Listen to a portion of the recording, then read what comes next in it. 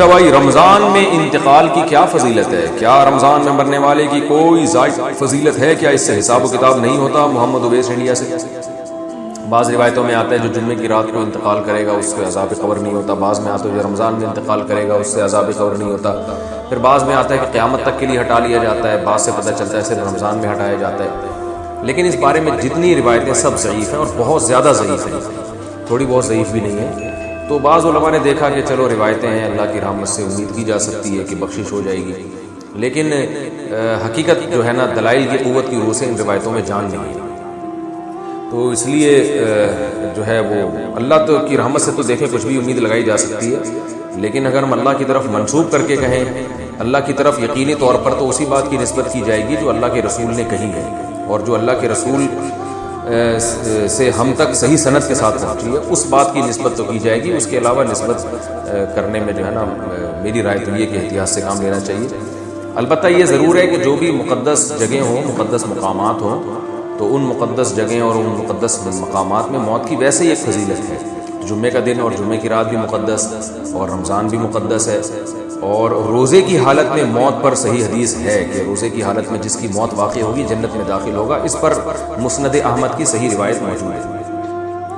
تو اور رمضان میں اگر کوئی کسی کی موت واقع ہوتی ہے تو ہم اللہ کی رحمت سے امید کر سکتے ہیں کہ اس پر رحمت زیادہ ہوگی، جیسے مدینہ میں موت ہے، مکہ میں موت ہے، یا جنت البقیع میں دفن ہونا، یہ سب فضیلت والی چیزیں تو اللہ کی رحمت سے امید کی جا سکتی ہے۔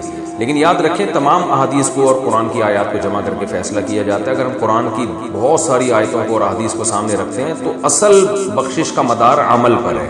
کسی خاص ٹائم پہ مرنا یا کسی خاص حالت میں مرنا اس پر اصل مدار نہیں ہے۔ اس کی وجہ سے اللہ کی رحمت آ سکتی ہے، صغیرہ گناہ معاف ہو سکتے ہیں، کبیرہ گناہوں کے لیے قرآن میں اور احادیث میں جگہ جگہ یہی مضمون ہے کہ ان کے لیے توبہ ضروری ہے۔